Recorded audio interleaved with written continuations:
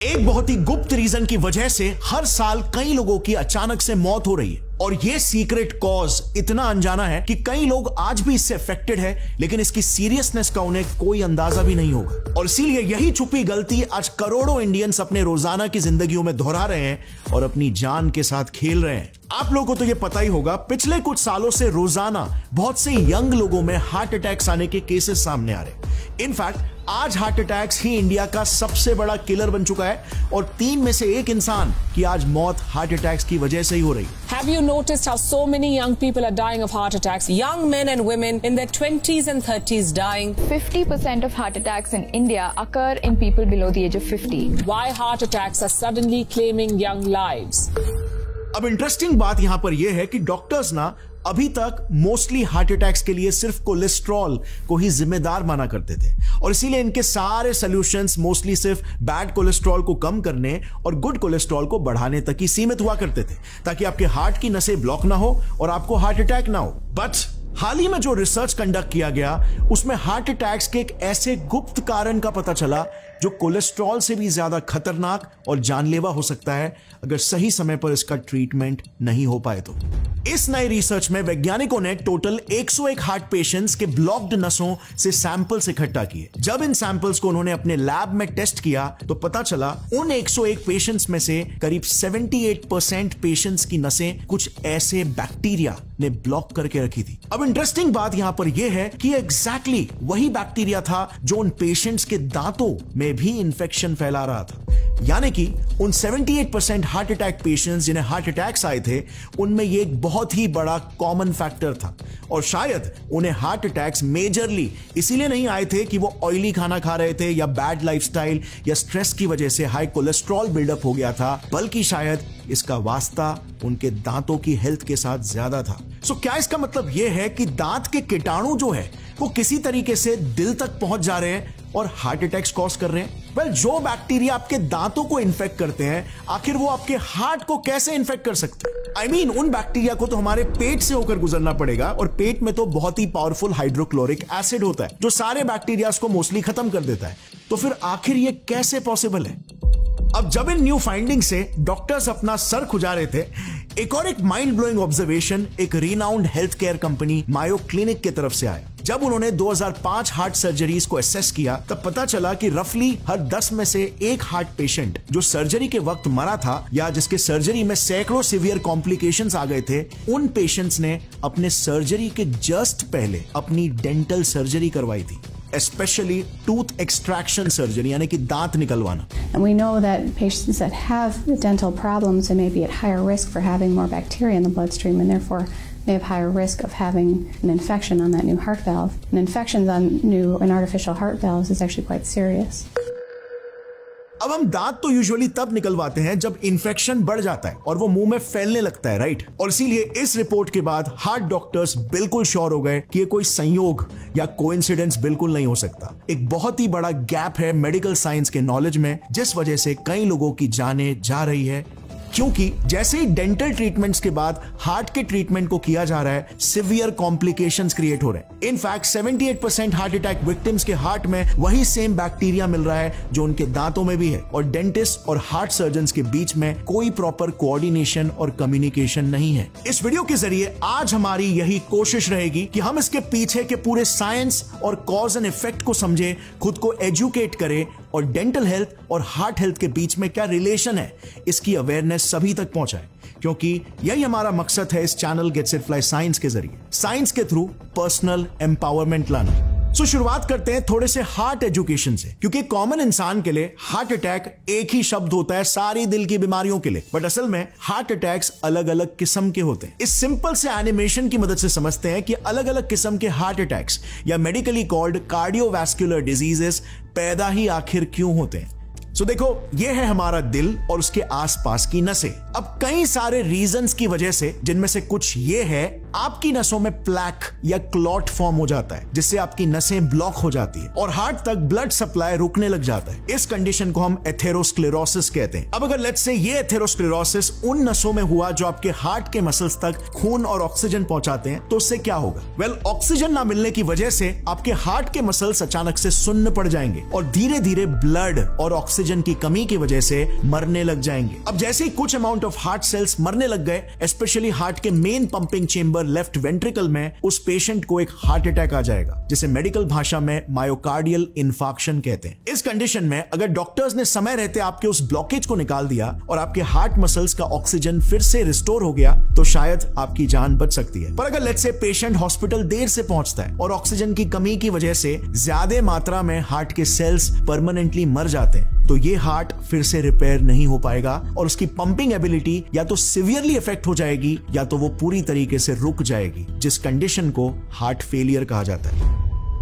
और फिर इसके बाद ट्रिगर हो जाएगा चेन रिएक्शन, क्योंकि बॉडी के दूसरे ऑर्गन्स को भी ब्लड और ऑक्सीजन नहीं मिलेगा, जिससे फिर पेशेंट के दूसरे ऑर्गन्स के सेल्स भी तेजी से मरने लगेंगे और वो ऑर्गन्स स्ट्रोक एक्सपीरियंस करेंगे, जैसे ब्रेन स्ट्रोक हो गया फॉर एग्जांपल। अच्छा, हार्ट अटैक यानी मायोकार्डियल इंफार्क्शन को भी हार्ट स्ट्रोक कहा जा सकता है। सो अब इस पूरे प्रोसेस में हमारे दांतों का हार्ट अटैक्स में कहां से रोल आता है?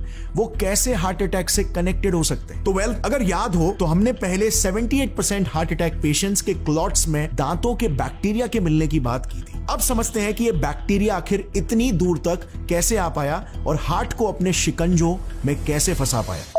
तो देखो, zoom in into our mouth. आप चाहे कितना भी ब्रश कर लो, लेकिन एट एनी गिवन टाइम हमारे मुंह में एटलीस्ट 200 अलग बैक्टीरियल स्पीशीज रह रहे होते हैं। कुछ गुड बैक्टीरिया होते हैं तो कुछ बैड बैक्टीरिया, और हमारा सलाइवा कॉन्स्टेंटली उन्हें हमारे दांतों को डैमेज करने और शरीर में घुसने से रोक रहा होता है। एक हेल्दी इंसान के मुंह में गुड बैक्टीरिया यानी कि वो बैक्टीरिया जो डैमेज कॉज नहीं करते, उनकी मात्रा ज्यादा रहती है और बैड बैक्टीरिया कम होते हैं। और हमारे पेट में हाइड्रोक्लोरिक एसिड भी होता है रखवाली करने के लिए, जिस वजह से वो हमारे वाइटल ऑर्गन्स यानी कि महत्वपूर्ण अंगों तक कभी पहुंच नहीं पाते। लेकिन फिर अगर ओरल हेल्थ को काफी समय के लिए आपने निग्लेक्ट किया और कुछ स्पेसिफिक प्रकार के फूड्स को ज्यादा कंज्यूम कर लिया, तो ये गुड और बैड बैक्टीरिया का बैलेंस बिगड़ने लग जाता है और दांत सड़ने लगते हैं, गम प्रॉब्लम्स होने लगते हैं। अब ऐसे में इस दांत सड़ने के प्रोसेस को जल्दी अगर रिवर्स नहीं किया जाए तो दो बहुत ही घातक चीजें होती है। एक, बैक्टीरिया और तेजी से मल्टीप्लाई होने लग जाता है और पूरे मुंह को इन्फेक्ट करने लगता है, और दूसरा, वो दांतों में खड्डा करके आपके मसूड़ों के थ्रू आपके मुंह के ब्लड वेसल्स में इन्फिल्ट्रेट करने लगता है। अब मामला यहां पर और वर्स तब हो जाता है जब अगर लेट्स से आप डेंटिस्ट के पास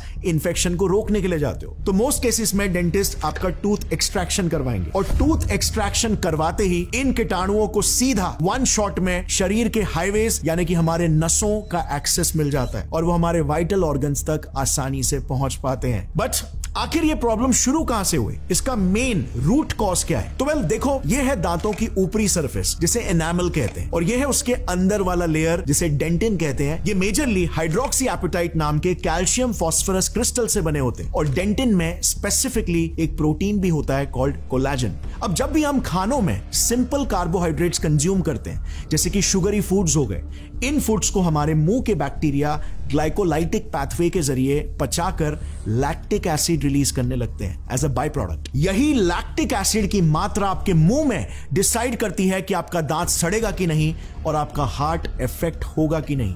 let me explain you how. हमारे दांत के बिल्डिंग ब्लॉक्स जो होते हैं, हाइड्रोक्सी एपेटाइट और कोलाजन के, दोनों ही एसिड्स की मौजूदगी में तेजी से इरोड यानी मेल्ट होने लगते हैं, और ये प्रोसेस किक इन तब होता है जब आपके मुंह में ये शुगर जैसे सिंपल कार्बोहाइड्रेट्स फर्मेंट होने लगते हैं। जैसे फॉर एग्जाम्पल, और ये काफी कॉमन केस है, लेट्स से आपने रात को एक बोतल कोक पिया और बिना मुंह धोए आप सोने चले गए। अब रात भर कोक के अंदर के जो शुगर्स है वो आपके मुंह में फर्मेंट होते रहेंगे, जो लैक्टिक एसिड प्रोड्यूस करेगा। अब ऐसा बस कुछ दिन ट्राई करके देखना, दांत नहीं दुखेंगे तो नाम बदल देना। और जैसे मैंने कहा, ये बहुत ही कॉमन केस है। बेसिकली लैक्टिक एसिड आपके मुंह में ज्यादा मात्रा में प्रोड्यूस होने से आपके पूरे मुंह का बैक्टीरियल इकोसिस्टम ही खराब हो जाता है, क्योंकि ये एसिडिक एनवायरनमेंट गुड बैक्टीरिया को किल करता है और S म्यूटेंट्स जैसे बैड बैक्टीरिया को पनपने और मल्टीप्लाई होने में मदद करता है। और फिर ये सारे बैड बैक्टीरियाज मिलकर दांतों को सड़ाकर कैविटीज बनाकर हमारे दांतों की नसें और न्यूरॉन्स जहां पर होते हैं उस पल्प रीजन का डायरेक्ट एक्सेस हाईजैक कर लेते हैं, जिस पल्प रीजन से अगर वो नसों में पेनिट्रेट कर गए तो बस समझ लो उन्हें आपके हार्ट तक पहुंचने का एक हाईवे या एक्सप्रेसवे मिल गया।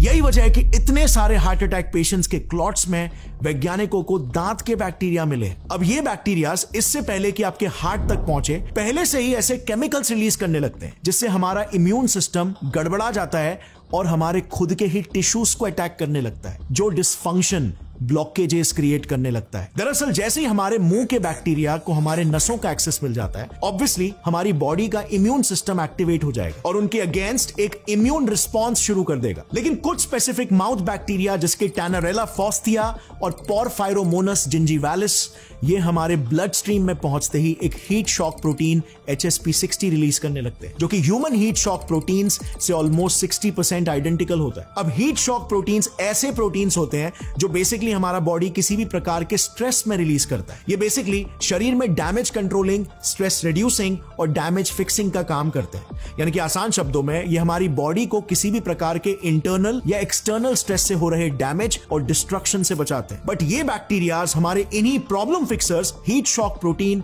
की सुपारी ले लेते हैं। कैसे? इनसे मिलता जुलता बहरूपिया हीट शॉक प्रोटीन HSP60 बनाकर, जिन्हें फिर किल करने के लिए हमारी बॉडी एंटीबॉडीज बनाने लगती है, जो एंटीबॉडीज धड़ाधड़ करके हमारे ही खुद के हीट शॉक प्रोटीन्स पर भी अटैक करने लगते हैं। क्योंकि हमारे कार्डियोवैस्कुलर एरिया में, स्पेशली हार्ट पेशेंट्स में, कई सारे HSPs प्रोटेक्शन और रिपेयर का काम कर रहे होते हैं, वो सभी एक एक करके मरने लगते हैं हमारे हार्ट और नसों की हेल्दी टिश्यूज के साथ। और इसीलिए पहले के केसेस में भी ये बैक्टीरियाज पेशेंट के हार्ट में मिले, क्योंकि इन्होंने लिटरली हमारे ही बॉडी के सोल्जर्स, इम्यून सेल्स को हमारे ही शरीर के प्रॉब्लम हीट शॉक प्रोटीन्स की सुपारी दे दी और हमारा बॉडी एक ऑटो इम्यून रिस्पॉन्स से खुद के ही हार्ट सेल्स को किल करने लग गया। यही वजह है कि डेंटिस्ट को समझना होगा, एटलीस्ट हार्ट पेशेंट्स के केस में, कि वो सिर्फ दांतों पर फोकस नहीं कर सकते, उन्हें उस पेशेंट के केस को टोटलिटी में देखना होगा। अगर पेशेंट को किसी भी प्रकार की हार्ट प्रॉब्लम है या इवन उनके कोलेस्ट्रॉल वैल्यूज गड़बड़ाए हुए हैं, तो उन्हें एज अ प्रिकॉशनरी मेजर एक प्रॉपर ट्रीटमेंट प्लान बनाना होगा, जिससे रूट कैनल्स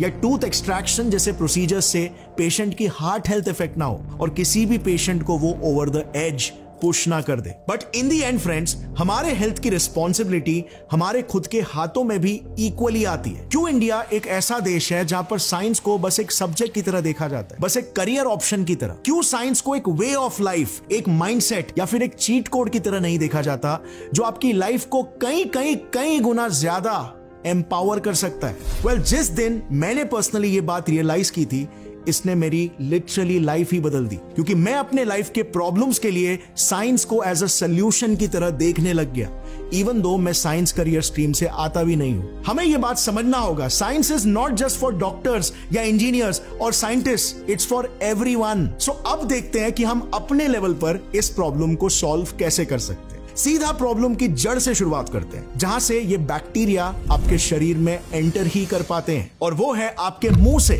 बट यहां पर भी एग्जैक्टली गलती कहां पर हो रही है? वेल, नॉलेज नहीं होने की वजह से अनजाने में हम हमारे मुंह में रेगुलरली एक एसिडिक एनवायरनमेंट क्रिएट कर रहे हैं, जो ये बैक्टीरिया का ब्रीडिंग ग्राउंड बन रहा है। देखो, जैसे ही आपके दांतों पर ऐसे दाग दिखने लग जाते हैं ना, तो समझ जाओ आपके दांतों पर स्ट्रेप्टोकोकस म्यूटेंस, इस खतरनाक बैक्टीरिया ने अपने पैर पसार लिए। ये एस म्यूटेंस बैक्टीरिया बाकी के बैक्टीरिया से अलग है और एक एसिडिक पीएच में मजे में सर्वाइव कर लेता है, और एक स्पेशल एबिलिटी से ये तेजी से स्प्रेड होकर डोमिनेट करने लग जाता है। इसकी ये स्पेशल एबिलिटी है एक चिपचिपा ग्लूकोज पॉलीमर म्यूटेंट्स बना पाने की, जिससे ये नंबर 1 दांतों में लंबे समय के लिए चिपक जाता है, और नंबर 2 यही म्यूटेंट्स यानी कि उसका खाना उसे लंबे समय के लिए न्यूट्रिशन प्रोवाइड करता है, इवन अगर आप शुगर्स को खाना बंद भी कर दो अपने डाइट में तो। और इसीलिए ये आपके दांतों में चिपक कर वहीं पर अपनी बस्ती बसाकर दांतों में खड्डा करना शुरू कर देता है, जिसके थ्रू फिर आपके शरीर के अंदर दूसरे भी अन्य किस्म के बैक्टीरिया घुसने लगते हैं। सो इसे बीट करने के लिए सबसे पहला और इंपॉर्टेंट सोल्यूशन है,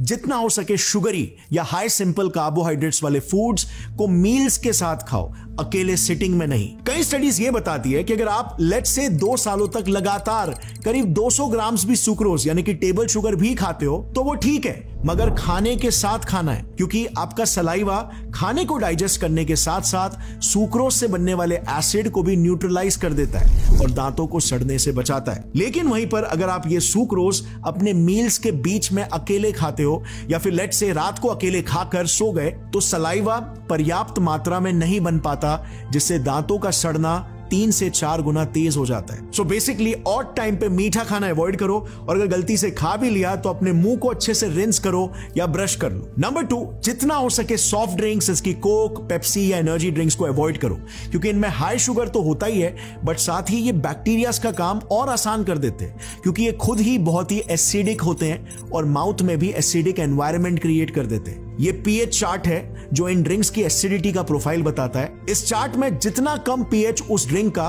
उतना ज्यादा एसिडिक वो ड्रिंक है। और कंपैरिजन के लिए हमारे माउथ के सलाइवा का पीएच होता है 6.7 से 7 और आइडियली हमारे पूरे मुंह का पीएच वैल्यू 6.3 से नीचे नहीं जाना चाहिए, वरना एसिडिक एनवायरनमेंट क्रिएट होना स्टार्ट हो जाएगा। नंबर 3, खाने में जितना हो सके कॉम्प्लेक्स और ठोस यानी कि हार्ड फूड्स की मात्रा को बढ़ाओ। जितना आप सिंपल फूड्स जिसकी शुगर्स खाओगे उतना ही आसान हो जाता है इन बैक्टीरिया के लिए उसे ब्रेक करके अपना खाना बनाना। बट कॉम्प्लेक्स कार्बोहाइड्रेट्स जिसकी ओट्स हो गए, ब्रोकली, इवन जवार, बाजरा, व्हीट और प्रोटीन्स हो गए, इन्हें ये बैक्टीरिया आसानी से ब्रेक नहीं कर पाता। और इसी के साथ आपने नोटिस भी किया होगा कि हार्ड और कॉम्प्लेक्स फूड्स को चबाने में ज्यादा समय लगता है। इसका मतलब मुंह ज्यादा सलाइवा क्रिएट कर रहा है जो एसिडिटी को न्यूट्रलाइज कर देता है। नंबर 4, शायद चबाने में ही कुछ तो जादू है। रिसेंटली एक एक्सपेरिमेंट के तहत जब कुछ एडल्ट्स को 6 से 7 ग्राम जाइलेटॉल च्यूइंग गम हर दिन चबाने को दिया गया था तो देखा गया कि उनके दांतों में इनडेंटल कैरीज का फैलना करीब 80% से घट गया और उन सब्जेक्ट्स के पूरे मुंह में एस म्यूटेंट्स की मात्रा ड्रास्टिकली नीचे चली गई। सो यस, च्यूइंग गम्स खाना, specially the ones with xylitol in it, जैसे ये हैप्पीडेंट वाला हो गया, एंटी बैक्टीरियल है। और इवन आप जाइलेटॉल बेस्ड स्वीटनर्स को यूज कर सकते हो एक कंट्रोल्ड मैनर में as a replacement for sugar, क्योंकि इससे पहले तो आपको मीठा स्वाद भी मिल जाएगा, दूसरी चीज आपको एक्स्ट्रा कैलोरीज नहीं मिलेगी और तीसरी चीज आपका माउथ का एनवायरनमेंट भी हेल्दी रहेगा, क्योंकि इसमें जैसे हमने जाना एंटी बैक्टीरियल प्रॉपर्टीज है। नंबर 5, आप 5% फ्लोराइड्स वाले टूथपेस्ट या माउथ वॉश यूज करना स्टार्ट कर सकते हो। सो ये फ्लोराइड वाले टूथपेस्ट क्या करते हैं? वेल, 2 बड़े बेनिफिट्स। पहला तो ये बैक्टीरियोस्टैटिक होते हैं, यानी कि हर तरह के बैक्टीरिया की ग्रोथ को ये स्लो कर देते हैं इंक्लूडिंग एस म्यूटेंट्स। और दूसरा, ये रीमिनरलाइजेशन एजेंट भी है हमारे सलाइवा की तरह, यानी कि अगर कैविटीज हो गए हैं या एनामल इरोड हो चुका है, दांत डैमेज हो चुका है, ये उस प्रोसेस को रिवर्स करते हैं मिनरल्स को वापस से टीथ में डिपॉजिट करके। और इसीलिए फ्लोराइड वाले टूथपेस्ट भी एक पावरफुल टूल है माउथ हेल्थ के आर्सेनल में। अब ये तो कुछ इंपॉर्टेंट टिप्स थे, बट आपको बेसिकली गेम समझ में आ गया है इतना कि आप अपना दिमाग लगाकर अपने सॉल्यूशंस भी खुद निकाल सकते हो। गाइस, इस वीडियो में जितना मेरा मकसद आपको वो राइट नॉलेज और सॉल्यूशन देना था, उससे कहीं ज्यादा आप में वो क्यूरियोसिटी क्रिएट करना था कि आप साइंस के और हमारे शरीर के फंडामेंटल्स को समझे, ताकि आप अपनी क्रिएटिविटी से कई ऐसे सॉल्यूशंस निकाल सके जो आपकी लाइफ और आपके हेल्थ को बेनिफिट करे। Science is all about creativity and creative problem solving, but it all starts from having the right knowledge of the fundamentals, which always starts from developing an ability to ask a question. अब I know heart attacks एक बहुत ही sensitive issue है और एक बड़ा killer भी है, और इसे ट्रिगर करने के पीछे एक नहीं बल्कि एटलीस्ट 14 फैक्टर्स इन्वॉल्व है, जो कि आपको फंडामेंटली समझना ही चाहिए ताकि आप अपने फ्रेंड्स और फैमिली में इसे सही नॉलेज के थ्रू प्रिवेंट कर सको। और इसीलिए मैंने इंडिया के one of the leading heart specialist doctor Bimal Chhajer ji को एक 2 घंटे के पॉडकास्ट में बुलाया था, जिसमें हमने इनका पूरा नॉलेज और एक्सपीरियंस निचोड़ने के लिए क्वेश्चंस पूछे, जिसे देखकर आपको भी बहुत कुछ सीखने मिलेगा। तेल को लेके बहुत सारे जार्गन चलते हैं, saturated, mono unsaturated, poly unsaturated, ये सारे बकवास है कि Indians are genetically prone to develop more cholesterol, more triglyceride, blood pressure, sugar, और इसको मेटाबॉलिक सिंड्रोम बोलते हैं। अगर आपके 40 ब्लॉकेज है तो भी रोक सकते हो, अगर 70 ब्लॉकेज है तो भी रोक सकते हो, और 90 ब्लॉकेज है तो भी रोक सकते हो। आपका एक जादू डाइट है जिससे वेट जादू से कम हो जाता है, तो वो डाइट क्या है जरा बताना। तो यहां पर स्क्रीन पर क्लिक करके वो पॉडकास्ट जरूर देखना। Stay fit everyone, keep questioning and keep learning. जय हिंद।